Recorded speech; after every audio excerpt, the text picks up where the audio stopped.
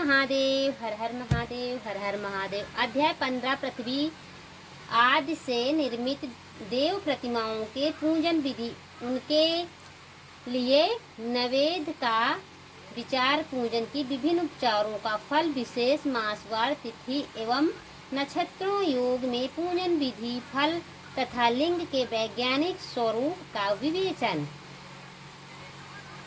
ऋषियों ने कहा, साधु शिरोमणि, आप पार्थिव प्रतिमा की पूजन विधान बताइए जिससे समस्त अभिष्ट वस्तुओं की प्राप्ति होती है। सूत जी बोले, महर्षियों, तुम लोगों ने बहुत उत्तम बात पूछी है। पार्थिव प्रतिमा का पूजन सदा संपूर्ण मनोरथों के देने वाला है तथा दुखों का तत्काल निवारण करने वाला है। मैं उनका वर्णन करता हूँ, तुम लोग उनको ध्यान देकर सुनो। पृथ्वी आदि की बनी हुई देव प्रतिमाओं की पूजा इस भूलकर अभिष्टदायक मानी गई है। निश्चय है इसमें पुरुषों का और स्त्रियों का भी अधिकार है। नदी, पोखरे अथवा कुएं प्रवेश करके पानी के भीतर से मिट्टी ले आए, फिर गंध चूर्ण के द्वारा उसका संशोधन करें और शुद्ध मंडप में रखकर उसे महीन पीसे और घसाने। इसके बाद हाथ से प्रतिमा बनाएं और दूध से उसका सुंदर संस्कार करें। प्रतिमा में अंग प्रत्यंग अच्छी तरह प्रकट हुई हो तथा वह सब प्रकार के अस्त्र शस्त्रों से समान संपन्न बनाई गई हो। तदंतर उसे प्रसन्न पर स्थापित करके आदर पूर्वक उसका पूजन करें। गणेश, सूर्य, विष्णु, दुर्गा और शिव की प्रतिमा का स्वीकार एवं शिवलिंग का ध्वज को सदा पूजन करना चाहिए। षोडशोपचार पूजन जनित फल की सिद्धि के लिए 16 उपचारों द्वारा पूजन करना चाहिए। पुष्प से प्रोक्षण और मंत्र पाठ पूर्वक अभिषेक करें। अगहनीक चावल से नैवेद्य तैयार करें। सारा नैवेद्य एक कुड़ो लगभग पाव भर होना चाहिए। घर में पार्थिव पूजन के लिए एक कुड़ो और बाहर किसी मनुष्य द्वारा स्थापित शिवलिंग के पूजन के लिए एक प्रस्थ शेर भर नैवेद्य तैयार करना आवश्यक है। ऐसा जानना चाहिए, देवताओं द्वारा स्थापित शिवलिंग के लिए 3 शेर नैवेद्य अर्पित करना उचित है और स्वयं प्रकट हुए स्वयं भूलिंग के 5 शेर। ऐसा करने पर पूर्ण फल की प्राप्ति समझनी चाहिए। इस प्रकार सहस्त्र बार पूजा करने से ध्वज सत्यलोक को प्राप्त कर लेता है। 12 अंगुल चौड़ा, इससे दूना और 1 अंगुल अधिक अर्थात 25 अंगुल लंबा और 15 अंगुल चौड़ा। जो लोग ये लकड़ी का बना हुआ पात्र होता है उसे विद्वान पुरुष शिव कहते हैं। उसका 8वां भाग ग्रस्त कहलाता है, जो 4 कुड़वे के बराबर माना गया है। स्थापित शिवलिंग के लिए ऋषियों द्वारा स्थापित शिवलिंग के लिए 100 प्रस्थ और स्वयंभू शिवलिंग के लिए 1 सहस्त्र प्रहस्त्र नैवेद्य निवेदन किया जाए तथा जल, तैल आदि एवं ग्रंथ द्रव्यों की भी यथा योग मात्रा रखी जाए तो यह गुण शिवलिंग की महापूजा बताई जाती है। देवताओं का अभिषेक करने से आत्मशुद्धि होती है, ग्रंथ से पुण्य की प्राप्ति होती है, नैवेद्य लगने से आयु बढ़ती है और तृप्ति होती है और धूप निवेदन करने से धन की प्राप्ति होती है। दीप दिखाने से ज्ञान का उदय होता है और तंबालू संपन्न करने से भोग की उपलब्धि होती है। इसलिए स्थान आदिक्षा उपचारों को यत्न पूर्वक अर्पित करें। नमस्कार है और जब ये दोनों संपूर्ण अभिष्ट फलों को देने वाला है, इसलिए भोग और मोक्ष की इच्छा रखने वाले लोगों को पूजन के अंत में सदा ही जप और नमस्कार करना चाहिए। मनुष्यों को चाहिए कि वह सदा पहले मन से पूजा करके फिर उन उपचारों करें। देवताओं की पूजा से उन उपचारों से करें। देवताओं की पूजा से उन देवताओं के लोगों की प्राप्ति होती है तथा उनके अवंतर लोगों के ये भी यथेष्ट भोग की वस्तुएं उपलब्ध होती हैं। अब मैं देव पूजा से प्राप्त होने वाली विशेष फलों का वर्णन करता हूँ। ध्वजो, तुम लोग श्रद्धा पूर्वक सुनो। विद्यराज गणेश जी की पूजा भूल उत्तम अभिष्ट वस्तुओं की प्राप्ति होती है। शुक्रवार को श्रवण और भाद्र मासों के शुक्ल पक्ष की चतुर्थी को और पौष मास के शतभिषा नक्षत्र के आने पर विधि पूर्वक गणेश जी की पूजा करनी चाहिए। 100 या शास्त्र दिनों में 100 या शास्त्र वार पूजा करें। देवताओं और अग्नि में श्रद्धा रखते हुए किया जाने वाला उनका नित्य पूजन मनुष्यों को पुत्र एवं अभिष्ट वस्तुओं प्रदान करता है। वह समस्त पापों का शमन तथा भिन्न भिन्न दुष्कर्मों का विनाश करने वाला, विभिन्न वारों की हुई शिव आदि पूजा को आत्मशुद्धि प्रदान करने वाली समझना चाहिए। वार या दिन, तिथि, नक्षत्र और योगों का आधार है, समस्त कामनाओं को देने वाला है, उसमें वृद्धि और क्षय नहीं होता है, इसलिए उसे पूर्ण ब्रह्म स्वरूप मानना चाहिए। सूर्य देव के काल से लेकर सूर्योदय काल आने तक एक वार की स्थिति मानी गई है, जो ब्राह्मण आदि सभी वर्णों का कर्मों का आधार है। विविध तिथियों के पूर्ण भाग में की हुई देव पूजा मनुष्यों को पूर्ण भोग प्रदान करने वाली होती है। यदि मध्यकाल के बाद तिथि का आरंभ होता है तो रात्रि युक्त तिथि का पूर्व भोग पितरों के श्रद्धादि करने के लिए उत्तम बताया जाता है। ऐसे तिथि का प्रभाग ही दिन से युक्त होता है, अतः वही देव कर्म के लिए प्रस्त माना गया है। यदि मध्याह्न काल तक तिथि रहे तो उदय व्यापिनी तिथि को ही देव कार्य के ग्रहण करना चाहिए। इसी तरह शुभ तिथि एवं नक्षत्र आदि की देव कार्य में ग्रहण होते हैं। वार आदि का भाली भांति विचार करके पूजा और जप आदि करने चाहिए। वेदों में पूजा शब्द के आर्थिक इस प्रकार योजना की गई है। पूजैर्ते अनेन इति पूजा, यह पूजा शब्द की व्युत्पत्ति है। पूह का अर्थ है कि भोग और फल की सिद्धि। वह जिस कर्म से संपन्न होती है उसका नाम पूजा है। मनोवांछित वस्तु तथा ज्ञान भी यही अभिष्ट वस्तुएं का साकाम भावलोक के अभिष्ट भोग संपेक्षित होता है। ये निष्काम भावलोकों को अर्थ पारमार्थिक ज्ञान है। ये दोनों ही पूजा शब्द के अर्थ हैं। इनकी योजना करने से ही पूजा शब्द की सार्थकता है। इस प्रकार लोक और वेदों की पूजा शब्द का अर्थ सिख्यात है। नित्य और नैमित्तिक कर्म कालांतर में फल देते हैं, किंतु काम्य कर्म का आदि भली भांति अनुष्ठान हुआ तो वह तत्काल फलद होता है। प्रतिदिन एक पक्ष, एक मास और एक वर्ष तक लगातार पूजन करने से उन कर्मों फल की प्राप्ति होती है और उनसे वैसे ही पापों का क्रमशः क्षय होता है। प्रत्येक मास के कृष्ण पक्ष की चतुर्थी तिथि को हुई महागणपति की पूजा एक पक्ष के पापों का नाश करने वाली और एक पक्ष का उत्तम भोग रूपी फल देने वाली होती है। चैत्र मास में चतुर्थी को हुई पूजा एक मास तक किए गए पूजन का फल देने वाली होती है और जब सूर्य सिंह राशि पर स्थित हो उस समय भाद्रपद मास की चतुर्थी को हुई गणेश जी की पूजा एक वर्ष तक मनोवांछित भोग प्रदान करती है।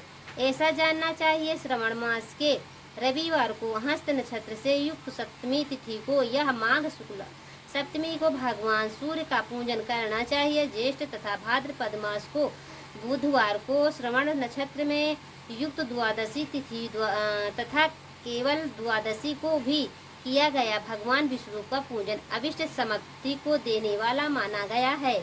श्रवण मास के जाने वाली श्री हरि की पूजा अभिष्ट मनोरथ और आरोग्य प्रदान करने वाली होती है। अंगों एवं उपचारकरणों सहित पूर्वोक्त गौ आदि 12 वस्तुओं का दान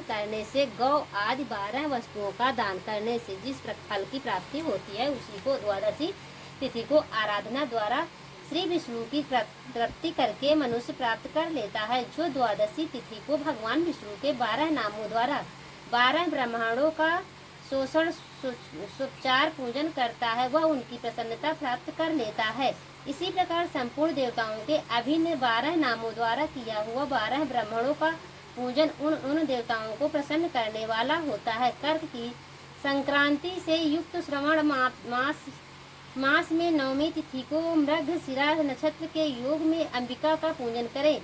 वे संपूर्ण मनोचित भोगों और फलों की देने वाले हैं। ऐश्वर्य की इच्छा रखने वाले पुरुषों को उस दिन अवश्य उनकी पूजा करनी चाहिए। आश्विन मास के शुक्ल पक्ष की 9वीं तिथि संपूर्ण अभिष्ट फलों के देने वाली है। उसी मास के कृष्ण पक्ष की चतुर्थी को यदि रविवार पड़ रहा हो तो उस दिन का महत्व विशेष बढ़ जाता है। उसके साथ ही यदि आर्द्र और महाद्रय सूर्य संक्रांति से युक्त आद्रय का योग हो तो उक्त अवसरों पर हुई शिव पूजन का विशेष महत्व माना गया है। माघ कृष्ण चतुर्दशी को हुई शिव जी की पूजा संपूर्ण अविष्ट फलों को देने वाली है। वह मनुष्यों की आयु बढ़ाता है, मृत्यु कष्ट को दूर हटाती है, समस्त सिद्धियों की प्राप्ति कराती है। ज्येष्ठ मास में चतुर्दशी को यदि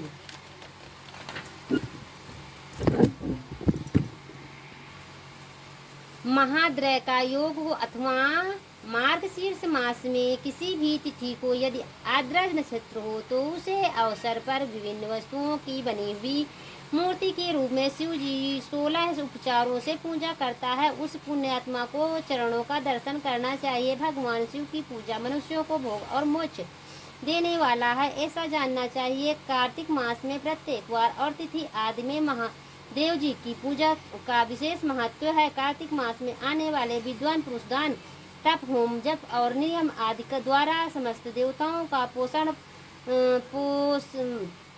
शोषण सुचारों से पूजन करें। उस पूजन से देव प्रतिमा ब्राह्मण तथा मंत्रों का उपयोग आवश्यक है। ब्राह्मणों को भोजन कराने से वह भी पूजन कर्म संपन्न होता है। पूंज को चाहिए कि वह कामनाओं को त्याग कर पीड़ा रहित शांत हो, देवराध तत्पर रहे। कार्तिक मास में देवताओं का यज्ञ पूजन समस्त भोगों को देने वाला, व्याधियों को हर लेने वाला तथा भूतों और ग्रहों को विनाश करने वाला। कार्तिक मास में रविवार को भगवान सूर्य की पूजा करनी और तेल अथवा सूती वस्त्र देने वाला मनुष्यों को कोढ़ आदि रोगों का नाश होता है। हरे काली मिर्च और शस्त्र वस्त्र और खीरा आदि का दान और ब्राह्मणों को प्रतिष्ठा करने से क्षय की रोगों का नाश होता है। दीप और सरसों के दान से मिर्गी का रोग मिट जाता है। कृत्तिका नक्षत्र से युक्त सोमवार को किया हुआ शिव जी की पूजन मनुष्य को महान दरिद्रता को मिटाने और संपूर्ण शक्तियों को देने वाली घर की आवश्यकता सामग्रियों के साथ ग्रह और क्षेत्र आदि दान करने से उक्त फल की प्राप्ति होती है। कृतिक युक्त मंगलवार को श्री स्कंद का पूजन करने से तथा दीप एवं घंटा आदि दान कर देने से मनुष्यों को शीघ्र ही वह सिद्धि प्राप्त हो जाती है। उनके मुंह से निकली हुई एक एक बात सत्य होती है।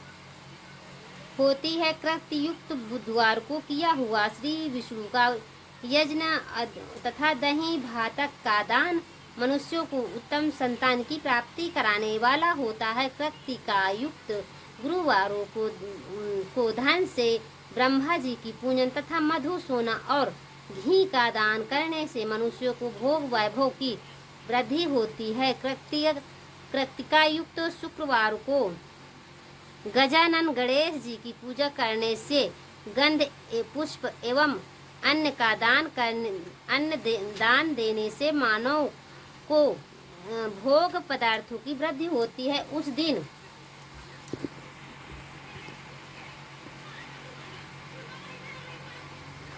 चौदह मिनट तो हो ही गए। अब एक पेस्ट है पढ़ी डारा 20 मिनट हो जाए सूरा ना। भोग पदार्थों की वृद्धि होती है। उस दिन सोना चांदी आदि का दान करने से बाध्या को भी उत्तम पुत्र की प्राप्ति होती है। और कृतिका युक्त की शनिवारों की पालों की वंदना, दिग्गजोनागों और सुपुतो पालों का पूजन, नेत्रधारी रुद्र पाप हरि विष्णु तथा ज्ञानदाता ब्राह्मण का आराधन और धंत्रवरी एवं दोनों अश्विन कुमारों के पूजन करने से रोग, दुर्मृत्यु एवं अकाल मृत्यु का निवारण होता है तथा तत्कालिक व्यवधियों की शांति हो जाती है। नमक, लोहा, तेल और उड़द आदि, त्रिकुट, सोंठ, पीपल और गोल मिर्च, फलगंध एवं और जल आदि तथा घृत आदि द्रव पदार्थों और स्वर्ण मोती आदि कठोर वस्तुओं को भी दान देने से स्वर्गलोक की प्राप्ति होती है।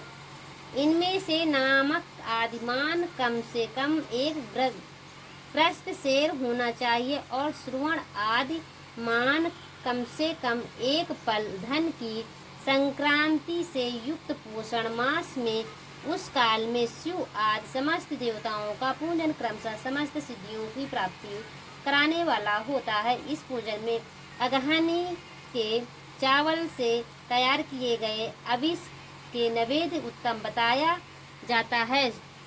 औसत मास में नाना प्रकार के अन्न का नैवेद्य विशेष महत्व रखता है। मार्गशीर्ष मास में केवल अन्न का दान करने से मनुष्यों की संपूर्ण अभिष्ट फलों की प्राप्ति होती है। मार्गशीर्ष मास में अन्न का दान करने मनुष्यों के सारे पाप नष्ट हो जाते हैं। वह अभिष्ट सिद्धि, आरोग्य, धर्म, वेद का संयुक्त ज्ञान और उत्तम अनुष्ठान फल, ये लोक और परलोक महान भोग, अंत में सनातन योग, मोक्ष तथा वेदांतर ज्ञान की सिद्धि प्राप्त कर लेता है। जो भोग की इच्छा रखने वाला है वह मनुष्य भी उस काल में अवश्य देवताओं पूजन कर लेता है। पौष मास को पूजन खाली न जाने दे। उषा काल में लेकर संगम काल तक ही पौष मास में पूजन का विशेष महत्व बताया गया है। पौष मास में पूरे महीने भर जितेंद्रिय और निराहार रहकर द्वेष प्रातःकाल से मध्याह्न काल तक वेद माता गायत्री का जप करें। तत्पश्चात रातों को सोने के समय तक पंचाक्षर आदि मंत्रों का जप करें। ऐसा करने वाला ब्राह्मण ज्ञान पातक शरीर छूटने के बाद मोक्ष प्राप्त कर लेता है। द्विजेतर नर नारियों को त्रिकाल स्नान और पंचाक्षर मंत्र के ही निरंतर जप से विशुद्ध ज्ञान प्राप्त हो जाता है। इष्ट मंत्रों का सदा जप करने से बड़े पापों का भी नाश हो जाता है। सारा चर जगत बिंदु नाद स्वरूप हैं। बिंदु शक्ति और नाद शिव इस तरह है। यह जगत शिव शक्ति स्वरूप ही है। नाद विद्युत और बिंदु इस जगत आधार है। यह बिंदु और नाद शक्ति और शिव संपूर्ण जगत के आधार रूपी से स्थित हैं। बिंदु और नाद से युक्त सब कुछ शिव रूप है, क्योंकि वही सबका आधार है। आधार है में ही अधय का समावेश अथवा लय होता है। यही सकलीकरण है। यही सकलीकरण है। इसी सकलीकरण की स्थिति से दृष्टि काल में जगत प्रादुर्भाव होता है, इसमें संशय नहीं है। शिवलिंग बिंदु नाद स्वरूप ही, अतः उसे जगत का कारण बताया जाता है। बिंदु देव की नाद और शिव इन दोनों को संयुक्त रूप ही शिवलिंग कहलाता है। अंतः जन्म के संकट से छुटकारा पाने के लिए शिवलिंग की पूजा करनी चाहिए। बिंदु रूप देवी उमा माता हैं और नाद स्वरूप भगवान शिव पिता। इन माता पिता के पूजनीय होने से परमानंद की प्राप्ति होती है। अतः परमानंद लाभ लेने के लिए शिवलिंग का विशेष रूप से पूजन करें। देवी उमा जगत की माता हैं और भगवान शिव जगत के पिता हैं। जो इनकी सेवा करता है उसे पुत्र पर इन दोनों माताओं पिता की कृपा नित्य अधिकाधिक बढ़ती रहती है। ये पूज कर कृपा करके अपना अंतरिक्त ऐश्वर्य प्रदान करते हैं। अतः मुनीश्वरों अंतरिक्त आनंद की प्राप्ति के लिए शिवलिंग को माता पिता स्वरूप मानकर उसकी पूजा करनी चाहिए। भर्ग शिव पुरुष पर और पुरुष रूप है और भर्ग शिव अथवा शक्ति प्रकृति कहलाती है।